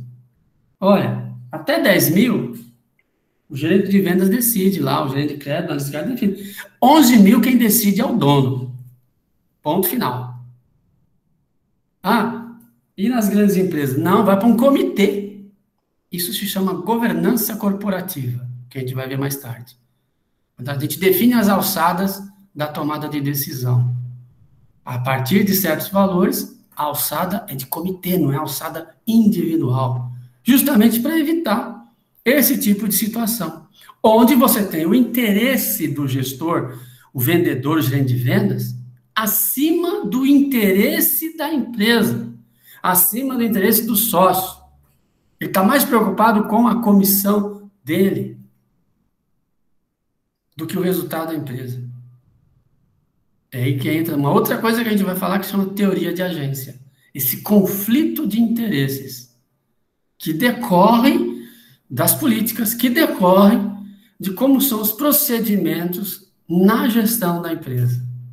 Tudo isso está vinculado, tudo isso é aquilo que vai ter que ter ênfase em todas as questões para entender que isso é integrado, é interdependente, é interrelacionado. Uma coisa afeta a outra. Eu tenho que ter a noção do que é causa, do que é consequência na gestão financeira. Evoluindo para o próximo aqui, dessa situação que eu tenho 53, 48 aqui, vamos para uma parte seguinte, tá? Em que aconteceu uma outra situação. Tá? O que aconteceu? O aumento dos móveis e utensílios em 15 mil reais. Por quê? Os donos, os sócios, decidiram o seguinte, olha, para a gente continuar o nosso negócio, para a gente continuar alavancando nosso negócio, nós precisamos de mais instalações para guardar as mercadorias, nós precisamos de mais instalações para processar os nossos pedidos, para atender os nossos clientes. Então, eu vou investir em ativo não circulante. Esses bens vão ficar comigo por um longo prazo. Tá ok? Estamos concordados? Estamos. Tá bom, de onde vem o dinheiro? Aumenta aqui, tem que aumentar lá. Não tem papo. Então, olha para o lado de lá, onde foi que aumentou? Aumentou em empréstimos. Foi lá no banco. Você me empresta dinheiro? Presto. Tá bom, eu vou pegar esse dinheiro e vou comprar 10 mil reais lá de móveis e utensílios. Quanto que eu tinha antes? Eu tinha 5. Agora eu tenho 15. Aumentou 10. Quanto que eu peguei? Opa, eu peguei muito mais do que os 10. Concorda? Quanto que eu tinha antes? 1.960. Quanto que eu tenho agora? 21.900. Peguei 20 mil, mas eu só pus 10 aqui. Onde foi parar os outros 10? O que eu fiz? Paguei fornecedores. Troquei a dívida, que era de fornecedores, por banco. Estava vencendo o fornecedor, não tinha dinheiro para pagar, o que eu fiz? Peguei dinheiro no banco. Mas uma parte eu investi no longo prazo. E a outra parte eu reduzi fornecedores. Veja como eu fiz uma gestão financeira. Eu solucionei o problema da empresa. Só que a partir deste momento, isso daqui vai me custar despesa, juros. Quanto custa este empréstimo? Qual é a taxa de juros que será cobrada pelo banco? Qual é o prazo que eu tenho para pagar essa dívida? Provavelmente eu tenho que fazer um monte de contas. Porque eu preciso realizar esses clientes, que eles precisam me pagar. Eu preciso vender esses 20 mil para virar contas a receber, para virar caixa, para ter dinheiro disponível para pagar o empréstimo, para pagar o fornecedor. Vejam como eu tenho que ter uma visão do que vai acontecer no futuro, fazendo uma previsão, e nessa decisão eu fui buscar recursos onerosos de banco. É a melhor solução? Depende. Quanto custa? Resolvi o problema junto ao fornecedor, não atrasei o fornecedor, tá? Vou conseguir ter um fôlego para receber os clientes, um fôlego para vender o meu estoque. Vejam como as implicações da gestão, da estrutura de capital que está aqui, implica em como eu estou administrando esses recursos. Professor. Pois não. Quando você fala do empréstimo 21.960, esse exemplo aí, ele é calculado até o final? Esse valor é o valor dele já com os juros de todo o parcelamento, se a empresa fez um financiamento, um parcelamento, alguma coisa do tipo, esse 21.960 já está embutido os juros? Ou isso aqui você está olhando no mês ou no ano? Enfim, não sei. Rigorosamente, os nossos pronunciamentos contábeis dizem o seguinte: se isso aqui é um sacrifício futuro que eu vou ter que fazer, ele tem que estar pelo valor do sacrifício futuro, incluindo os juros. Porém, é possível que antes do vencimento eu pague essa dívida sem os juros são reduzidos, certo? Então pode ser que este valor aqui esteja sem juros. Mas, contabilmente, eu tenho que expressar para todo mundo que isso daqui é uma dívida que será paga. Tem que estar lá, incluindo os juros. A apropriação desses juros ao resultado como despesa vai ser feita pelo regime de competência, de acordo com o prazo do financiamento.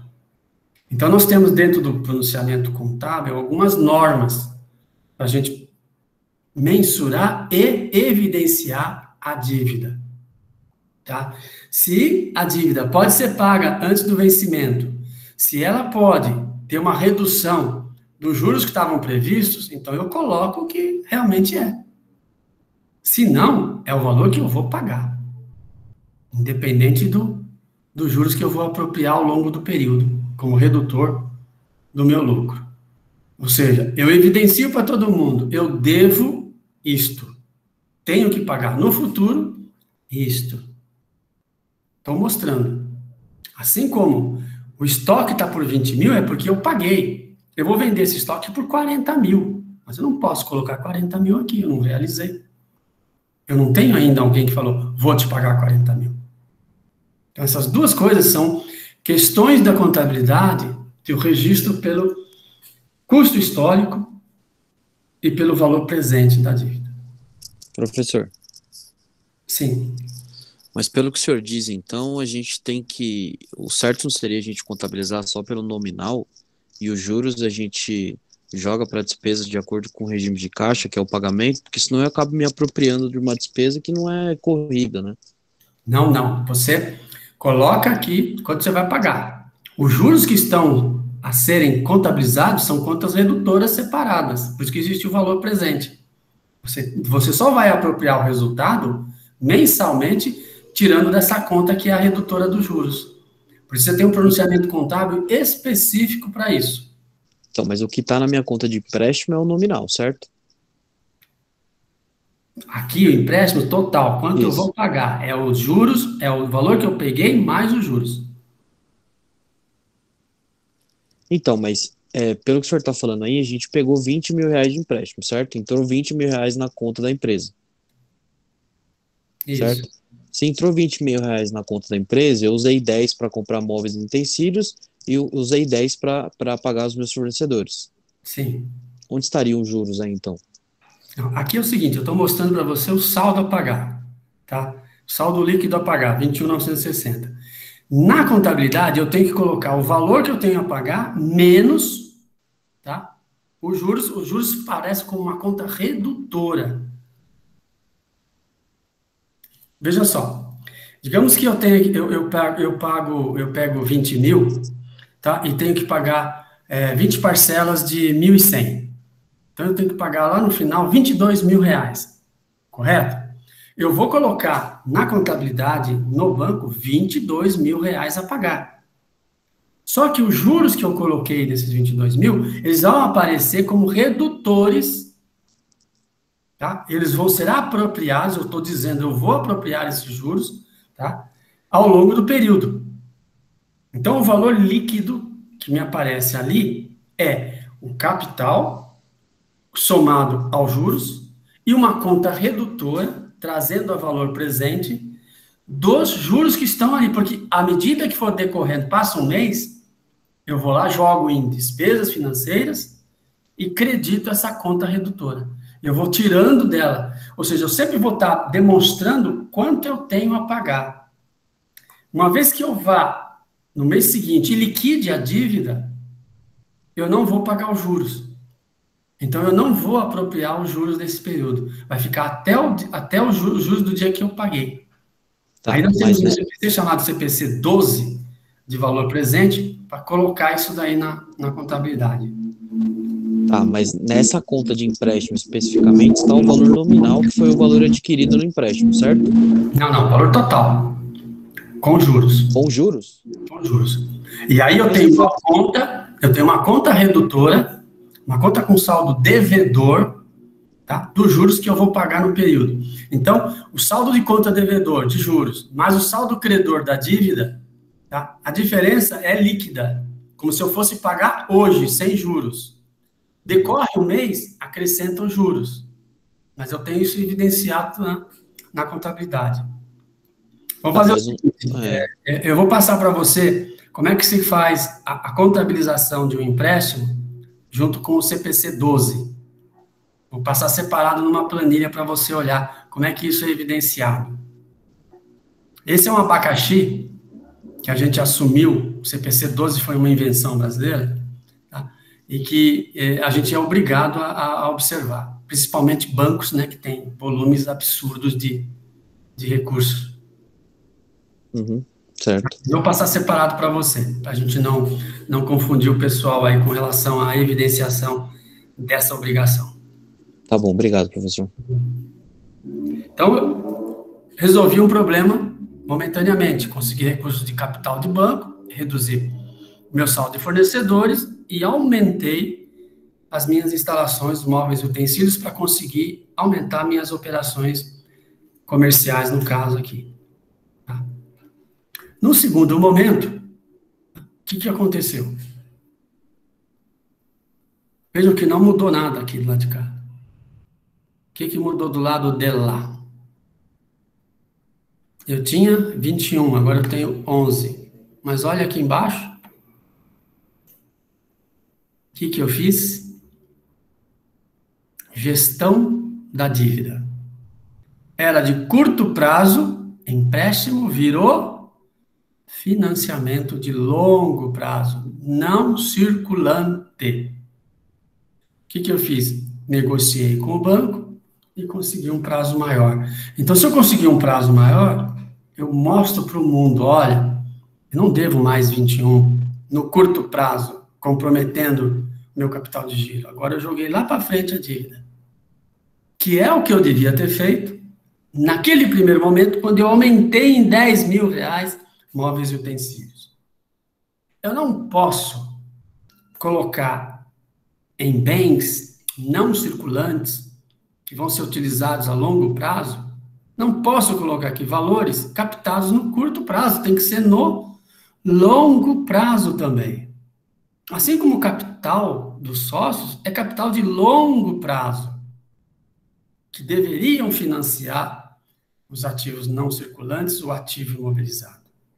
Isto é gestão. Isto é decisão financeira correta. Então, quando a gente toma as decisões, de onde captar recursos, que tipo de recursos que eu estou captando, onde eu vou aplicar o dinheiro, que são decisões do dia a dia, eu tenho que ter esta visão, a visão de liquidez, a visão de solvência, e lógico, quanto está custando este capital que está sendo captado no mercado ou dos sócios. As coisas estão todas juntas, para que eu tome a melhor decisão, para que eu busque uma forma de ter equilíbrio dentro dos negócios, para que eu consiga fazer a gestão da empresa sem ter dor de cabeça, sem estar comprometido, sem ter problemas de inadimplência, sem ter problema de insolvência. Tudo isso tem que estar na minha cabeça na hora que eu tomo uma decisão, porque em tudo eu corro risco. Eu corro o risco do banco lá em que eu pus o dinheiro quebrar e não me devolver esses 450. Eu corro o risco lá do dinheiro que está no caixa, lá na tesouraria, no cofre, entra um bandido e fala, eu quero todo o dinheiro que está no caixa. Ou fraude, roubo. Né? Eu tenho risco que o cliente não vai me pagar. Eu tenho risco de que o estoque vai pegar fogo. Eu tenho risco que os móveis e utensílios vão se deteriorar, vão pegar fogo, vão ter uma enchente, eu vou perder. Tudo isso aqui tem risco. Como é que eu estou gerindo esse risco? Quais os cuidados que eu estou tomando? Quais os controles que eu determino para que o risco seja minimizado? Então, dentro de toda esta visão, com toda a ênfase que eu tenho que dar para as incertezas, tá? Para essas mudanças que podem acontecer, a gente tem que estar muito atento. Quando a gente olha para o lado de cá, gente, nos ativos, e a gente fala de clientes, a gente fala de estoque, essa palavra estoque, 20 mil reais, isso aqui é um palavrão. Isso aqui é um pé no saco. Você está assumindo um problema. Por isso que hoje nós temos um dos temas, gestão avançada de estoques, que na verdade é a gestão estratégica de estoques. Você não pode ter estoque, a verdade é essa. Isso aqui é risco. Por que é risco? Porque você pode estar com um produto que não vende mais. Obsoleto. Teu concorrente inventou um negócio novo lá, meu, e esse que você tem aqui, ó, você não vai vender, você vai jogar fora. Por que você comprou, então? Esperava vender, né? Mas não está antenado com o mercado. Então, isso daqui é um problema. Isso aqui faz parte de uma parcela muito grande do ativo. Não podia ter 20 mil reais. Você sabe que você tem estoque, você tem que pagar o fornecedor. Você ainda vai vender, ainda vai receber, quer dizer, vai ter um gap aí. Você vai precisar de dinheiro para pagar o fornecedor antes de receber do cliente. Normalmente é assim. Dificilmente você vende para o cliente e vai receber antes de pagar o fornecedor. A não sei que seja uma Braskem da vida, né? Aí você é único no mercado e determina até quando é que o cara tem que pagar para poder receber a mercadoria. Não é o caso. A maioria das empresas tem que vender, esperar receber para pagar. E aí o fornecedor te vendeu num prazo menor, você fica ali com um buraco que você tem que cobrir. Aí você pega a duplicata do cliente, né? Sabe o que é duplicata, né, pessoal? Cópia fiel da nota fiscal. Um documento de crédito endossável. Você pega a duplicata, vai no banco e desconta a duplicata. E faz a din-din à vista para pagar o fornecedor. E aí você paga juros, paga tarifa, paga comissão. E reduz a tua margem, reduz o teu lucro. Então, se você não tiver essa visão dos negócios, entender como é que é o ciclo operacional, o ciclo financeiro da empresa, tá?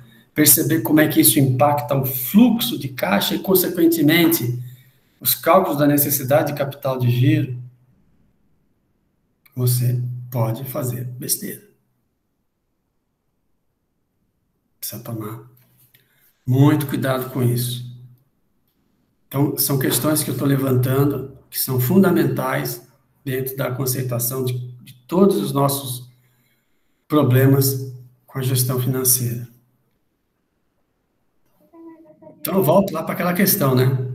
depois de eu explicar tudo isso daí, vocês concordam que a empresa que tem maior risco é a empresa que tem mais dívida? Se não concordar, a gente volta a falar tudo de novo, porque o problema está na exigibilidade destas obrigações. Meus ativos têm que virar din-din, pagar a dívida para poder sobrar o dinheiro dos sócios. Por que tem que ter esta visão? Porque você vai tomar decisões de mudar ou não a estrutura de capital. Você vai tomar decisão no dia a dia. E quando você souber que você está correndo maior risco nessa situação, você vai se prevenir. Você vai tomar medidas de controle mais rigorosas. Você vai colocar mais no papel, você vai fazer um fluxo de caixa mais dedicado. Você vai fazer um orçamento de capital muito mais complexo, com mais detalhes. Você tem consciência do risco e da necessidade de minimizar esse risco. Da necessidade de evitar, talvez, o risco. Essa é a função dessa visão que eu estou passando para vocês, na gestão da estrutura de capital. É muito fácil correr no banco pegar dinheiro. É muito fácil. O banco tem meta de emprestar dinheiro. Impressionante. Ele vive disso. Ele precisa receber juros. Então, ele faz de tudo para você tomar empréstimo. Principalmente se você tiver recebíveis. Aí ele vai olhar lá para quem você vendeu, cliente bom, cliente joia, pagador, ele vai te descontar o din-din já rapidinho. Vai te dar o dinheiro na hora e vai esperar receber do seu cliente. Se o seu cliente não pagar, tem você para cobrar ainda. E você vai pagar. Você não quer ficar com o nome sujo. Então, ele tem duas garantias. Uma de liquidez e a outra do seu caráter, da sua capacidade. Além, logicamente, de fazer todas aquelas análises para saber se realmente você tem capacidade de gestão, se você tem um bom negócio. Tudo isso vai dar garantias para o banco de que ele vai te emprestar e você vai conseguir emprestar e você vai resolver o problema e vai afundar a sua empresa.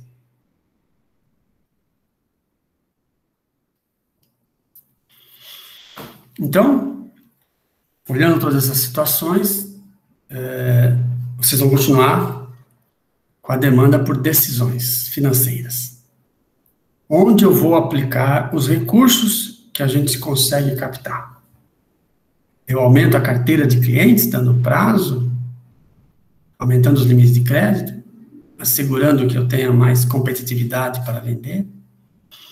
Consequentemente, vou precisar aumentar os estoques ou aumentar a capacidade instalada para atender um aumento de volume de vendas, de operações.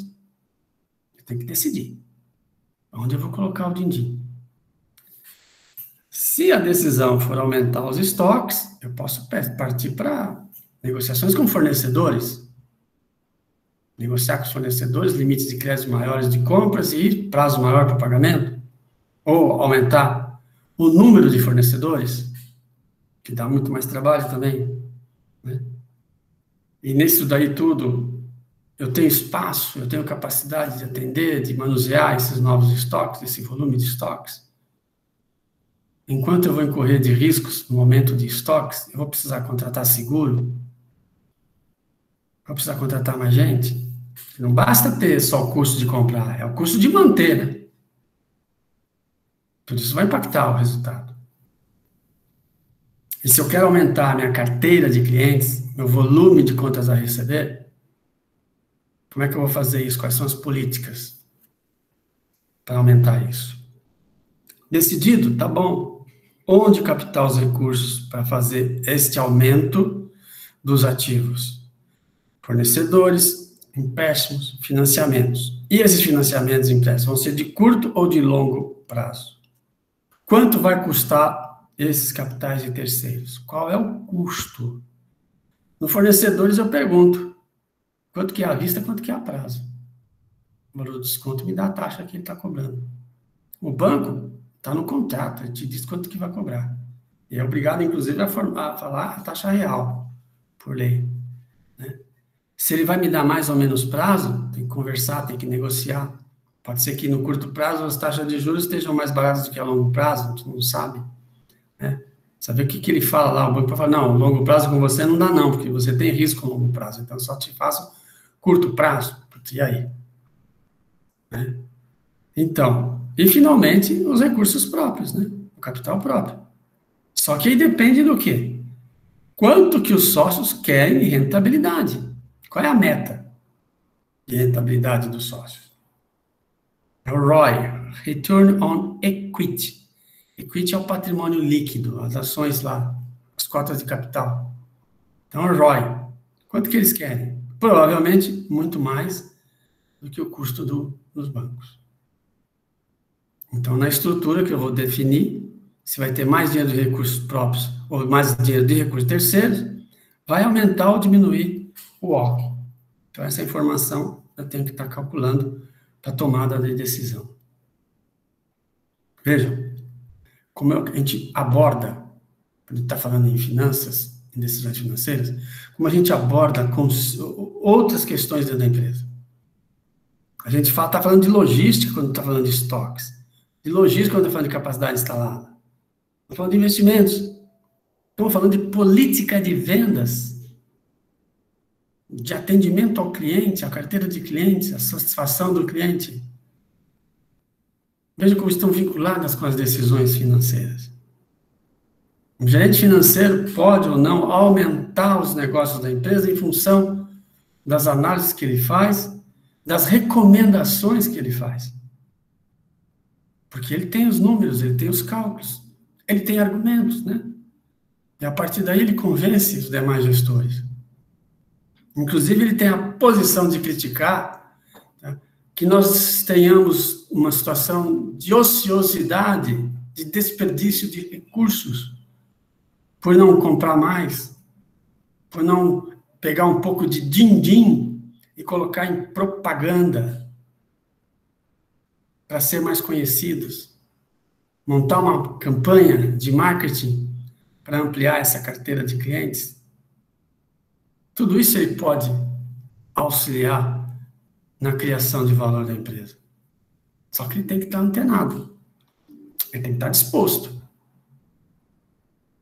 Ele tem que saber qual é o papel dele. E como isto tudo influencia nos resultados. Ele tem essa visão, ele tem essa consciência. Ele só precisa colocar isso de forma comunicativa, de convencimento, com bons argumentos, com contas, bastante contas. Excel, gente, é fundamental para o gestor financeiro. Nós temos muitos ERPs que fazem muitas contas para a gente. Mas no final, a gente fica dependendo muito do Excel. Depois eu vou mostrar para vocês por quê. Então, duas regras que vocês vão fixar, vão guardar, escrever no caderninho, colocar debaixo do travesseiro. Não pode esquecer isso aí. Primeira regra. Dinheiro hoje vale mais do que dinheiro amanhã. Ponto final. Dinheiro livre de risco vale mais do que dinheiro arriscado. Ponto final. Vocês não vão esquecer mais disso. E isso vai nortear as suas decisões. Isso é altamente conservador. Mas eu recomendo, ao ser gestor financeiro, ao ser controller, sejam extremamente conservadores.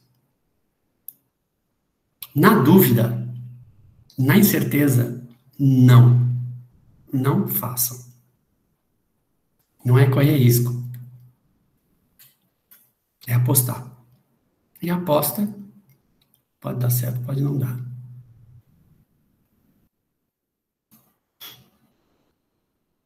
A gente abordou os principais temas de finanças, que vão basear, nortear os nossos estudos futuros.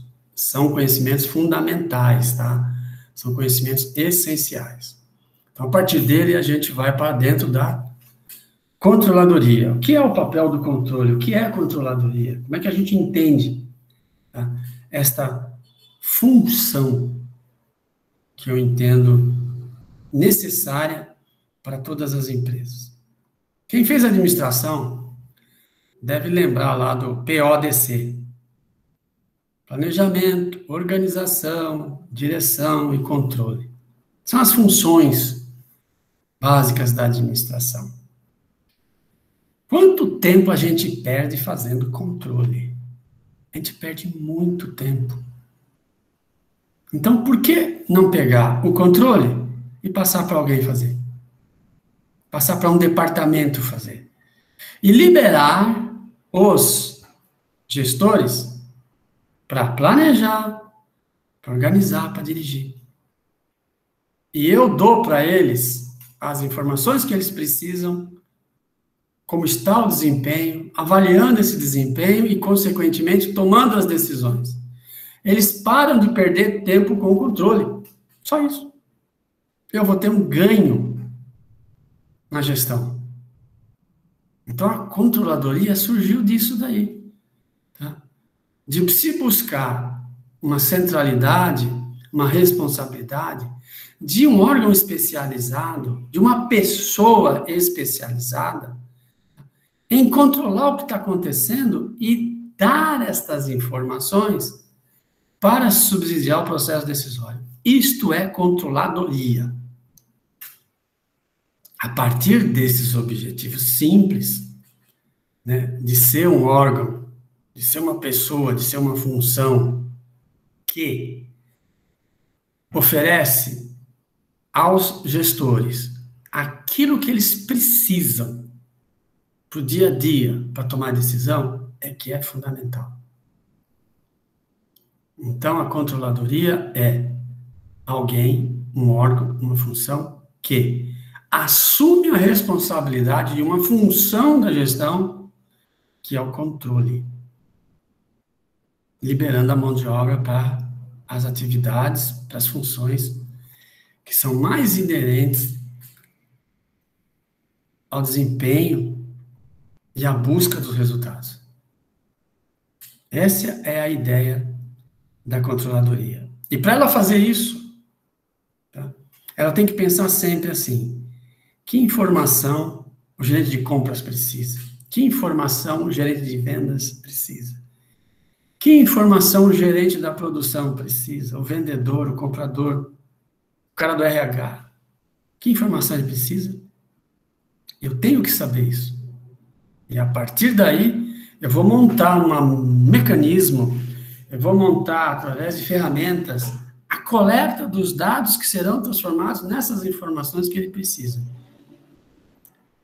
Então, com aquela visão lá atrás, tá, de que eu preciso agregar a minha profissão, preciso agregar ao meu papel valor, eu tenho que entender que o valor que eu vou dar para a empresa são as informações que vão subsidiar o processo decisório.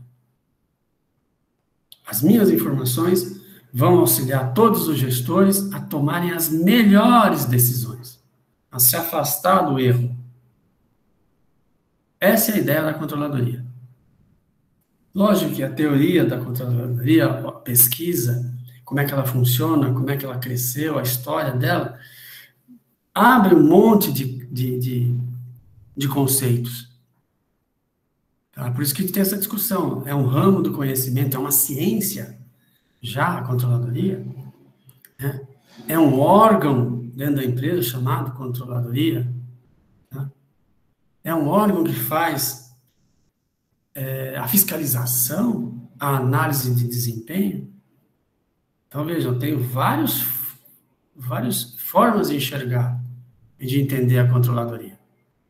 Agora, o que está subjacente a tudo isso, a esses diversos conceitos, é a preocupação em garantir que a empresa atinja seus resultados, que atinja seus objetivos, da forma mais eficiente, fazendo mais com menos. Então, ela tem a função a tarefa, a atividade de auxiliar o processo decisório com informações. Então, ela tem que buscar os dados, saber o que está acontecendo em tempo real, né? Não é no que aconteceu mês passado. Saber o que está acontecendo hoje, agora, e disponibilizar isso às 8 horas da manhã para os gestores. Quanto nós vendemos, quanto nós deixamos de vender, tá?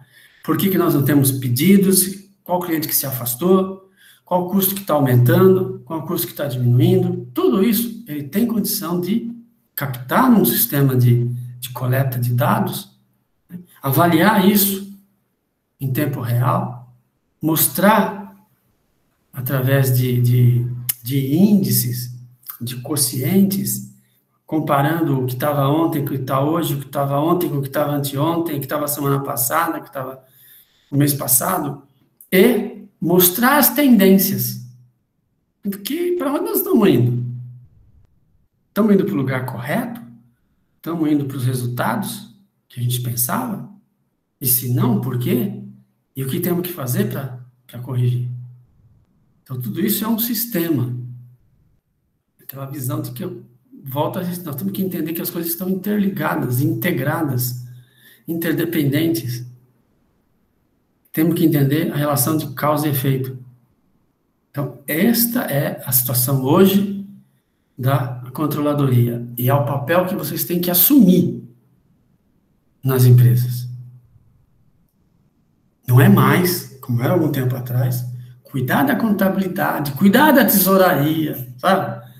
Meu, acabou. Se você não estiver participando do processo decisório, você está fora do mercado. Você é um estorvo dentro da empresa, você é um cara chato, você é só gasto, você é mal visto.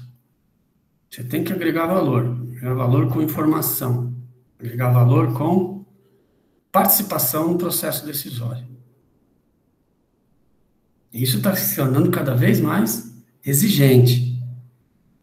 E aí fazer análise de dados, colocar esses dados de forma que sejam inteligíveis, que sejam compreendidas, é o papel agora do controller, do controlador, do gerente financeiro. É ele que tem que traduzir isso para os demais gestores. Então, quanto aos conceitos de controladoria, se tiver alguma dúvida, lá nos textos que eu enviei, tem mais conceitos ainda, mas eu quero que vocês percebam isso. Aí a gente avança pensando em como gerir uma empresa, como é que os sistemas se integram. E aí veio a questão, começou a ser discutida há alguns anos, da governança dos negócios, das empresas. Governança no sentido de que tem que haver uma integração entre todos os gestores, para que eles falem a mesma língua, tá? Para que eles compreendam que a soma deles tem que produzir sinergia, 2 mais 2 é igual a 5, tá? Para que consiga, com essa filosofia, com essas práticas, com esses procedimentos, com essa postura, tá? Que o negócio seja sustentável a longo prazo. E nisso, quando eu falo de sustentabilidade a longo prazo, é que a sociedade, como um todo, percebe a importância da empresa, aceita a presença da empresa, estimula que a empresa continue, seja objeto de desejo de investidores, seja objeto de desejo de colaboradores. Quando ela está com essa percepção, ela começa a ter uma governança corporativa. E para alcançar isso, ela vai ter que fazer uma série de procedimentos. Ela vai ter que ter transparência nos seus atos. Ela tem que ter em mente que tudo que ela faz, ela tem que prestar contas. Que ela tem que promover justiça. E que ela tem que ser responsável com toda a sociedade. Ela não pode levar para a sociedade problemas, ela tem que levar soluções. Então, são todas essas questões que estão dentro daqueles que pretendem implantar uma governança corporativa. E as empresas que implantam a governança corporativa são reconhecidas, são admiradas, são aceitas, são incentivadas. Portanto, a perenidade delas está mais garantida. A sustentabilidade está mais garantida. Se ela tiver alguma dificuldade, ela vai ter apoio. Senão, ela vai ser mal vista e vai ser afastada, vai ser defenestrada, literalmente. Então, ao perceber que a sociedade reage à atuação de uma empresa, ao perceber isso, ela olha para a sociedade não como um órgão inimigo ou um órgão fiscalizador, ela olha para a sociedade como uma parceira, e ela quer ser parceira da sociedade. Ao ter esta postura, ela adota algumas práticas. E ao adotar as práticas, ela é reconhecida. Então, está tudo muito vinculado, porque eu não consigo ser transparente se eu não tiver os números registrados, se eu não tiver as coisas bem feitas. Eu não consigo prestar conta se eu não tiver uma boa controladoria, que tem uma ótima contabilidade e uma ótima gestão financeira.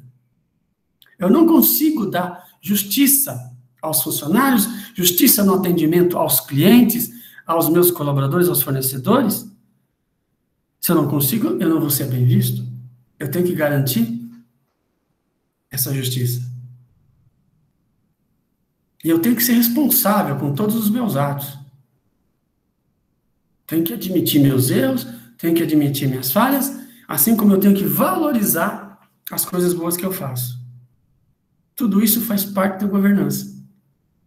Tudo isso faz parte de um processo integrado dentro da empresa, em que os gestores lá de cima, acionistas, o conselho de administração que é nomeado pelos acionistas, os diretores executivos, tá? Aqueles que compõem toda a fiscalização dos negócios, estão integrados e querem garantir, tá, que a empresa é sustentável, que a empresa é responsável. Então, dentro do Conselho de Governança, nós temos que entender a função, enquanto deve participar da governança, a nossa controladoria, o nosso controle, o nosso papel de controle e o nosso papel de gerente financeiro. Será que eles estão realmente integrados? Será que eu estou contribuindo para que a governança seja reconhecida? Então, essas vinculações são assim. Então, ao pensar em controles internos, ao pensar nos registros contábeis, nas decisões financeiras, eu vou me lembrar que eu tenho um compromisso. Eu tenho um compromisso com a governança. Não vou esconder, não. Tem que mostrar, só tem que ser transparente. E as pessoas têm que entender o que eu mostro. Então, meus controles, meus registros estão preocupados, sim, com toda a evidenciação do meu patrimônio, com toda a evidenciação do resultado, inclusive das externalidades negativas que eu produzo. Que toda empresa produz poluição, toda empresa produz esgoto, lixo. Eu vou mostrar para todo mundo, eu faço isso, produzo isso e vou buscar compensações. Vou mostrar como é que eu faço isso. Para que eu seja aceito dentro da sociedade, dentro do que eu estou fazendo da sociedade. Eu construo a reputação, que já falaram aqui, a marca, né, que é reconhecida pelos clientes, que me garante alguma fidelidade desses clientes, que me garante alguma continuidade das vendas e dos lucros. As coisas estão interrelacionadas, não são mais soltas. Tenham consciência dessa situação, dessa forma de agir, que está sendo cobrada pela sociedade, pelos investidores, tá, das empresas. Investidores hoje estão realmente preocupados com o que as empresas estão fazendo, o que elas estão causando. Não adianta dar lucro no curto prazo e uma bomba explode lá na frente no longo prazo. Não adianta. para finalizar, gente, são 22h35, continua ou para por aqui?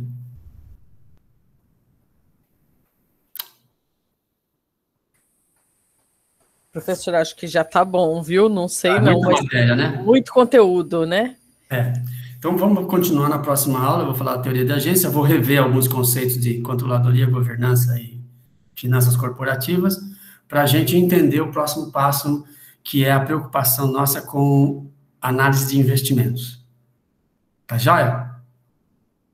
Tá bom? Tá bom, Legal, professor. professor. Legal. Perfeito. Pessoal, quem não está com acesso lá no Moodle, tenta ver no suporte para a gente conseguir fazer... Professor. Oi. Onde que é o fórum para responder aquelas questões? Eu não encontrei. Espera aí um pouquinho, só que eu vou parar a apresentação e vou abrir a guia aqui, só um instantinho. Tá bom.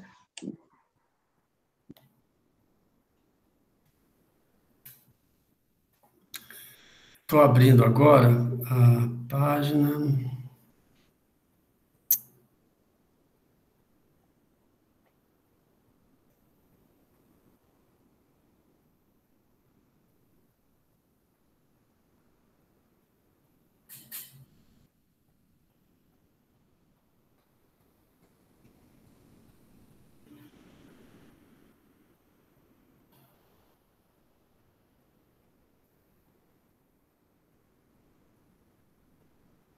Então, aqui é a página do Moodle, dentro da disciplina. Então, tem alguns símbolos aqui, tá vendo? Tem alguns símbolos dentro Eita. Vocês estão vendo aí Sim.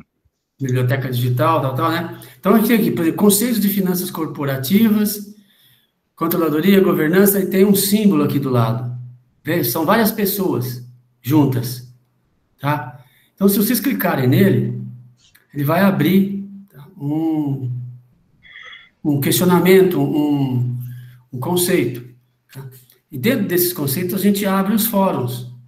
Tá? Então, vocês podem vir aqui, ó, acrescentar um novo tópico de discussão. Tá?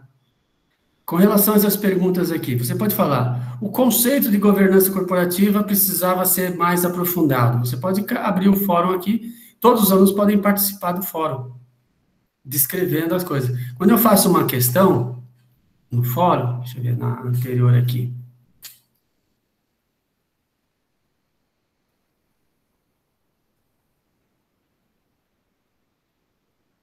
Tá na próxima.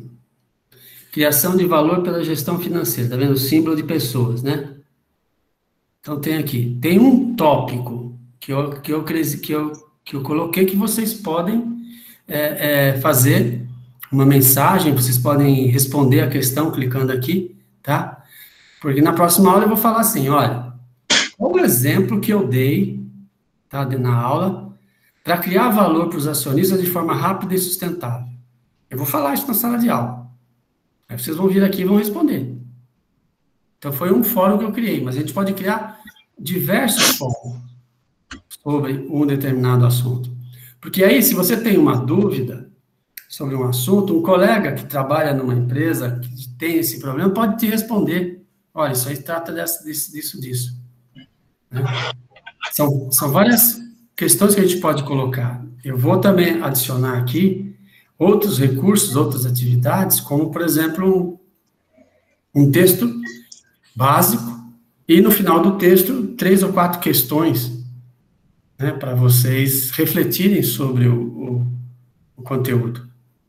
Então, tem várias formas. Isso só vai aparecer para nós quando estiver aparecendo a aula. Para esse pessoal que não está com a aula ainda aparecendo, não está aparecendo o fórum, é isso? Isso, não está. Tá bom. Tá, mas então, hoje não deu, se desse, todo mundo tivesse aí, faria o fórum, mas como o pessoal não está, não vou fazer. Na próxima aula, talvez o pessoal já esteja regularizado, a gente abre os fóruns. Tá ok? Então, essas questões não precisa responder, só o que vai ter na próxima aula, é isso? Não, depois que tiver o fórum aberto, tudo, aí vocês vão lá em cada fórum e escrevem o que vocês quiserem, pergunta, abre novos fóruns. Naquele tema lá de finanças, lá ficou alguma coisa em aberto, que nem a questão da contabilidade, pessoas que não têm formação contábil não entendem a linguagem contábil.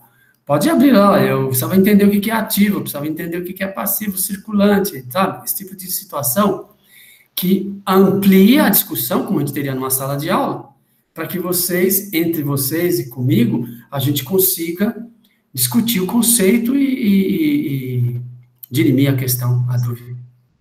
Professor, mas acho que a dúvida é se o fórum é uma atividade proposta pelo senhor que a gente deve responder, ou se não, ou se a atividade proposta é somente essa questão que a gente vai responder na próxima aula, que vai ficar para a próxima aula. Essa que o senhor está compartilhando agora na tela, entendeu?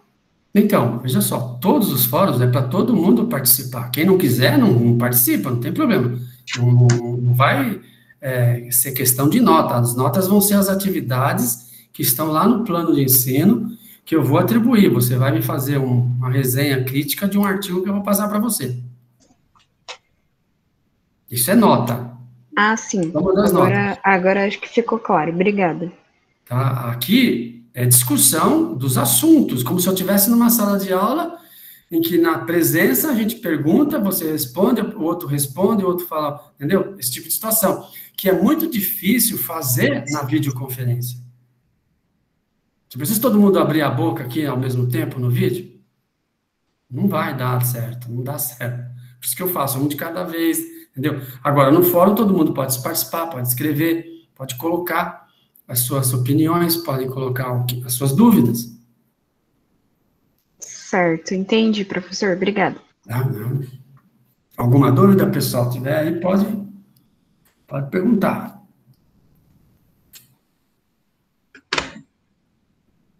Professor, vai ter alguma leitura de livro ou só esses artigos que o senhor vai trazendo aí durante as aulas?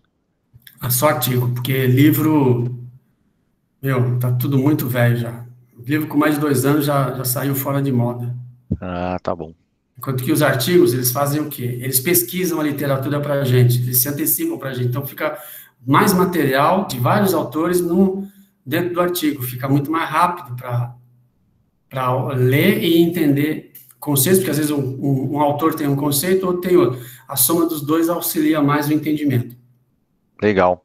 Outra dúvida, o senhor vai focar um pouco mais também em balanço patrimonial, porque eu não tenho muito conhecimento, não. Então, eu vou ter bastante dúvida. Não, você coloca no fórum também, qualquer questão, falar, eu estou com dificuldade para entender o balanço patrimonial nesse aspecto, o que ele quer dizer, porque a interpretação do balanço, gente, ele é fundamental dentro de finanças. É como o Warren Buffett fala, contabilidade é a linguagem dos negócios. Nós temos uma terminologia própria. Sem entender ela, você não consegue avançar dentro da área financeira. Não adianta você falar, não, eu vou, mas não quero saber de contabilidade. Esquece. Você não avança, não. Tá bom.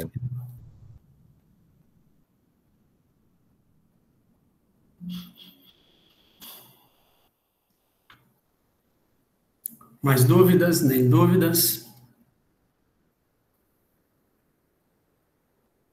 Da minha parte é isso, professor.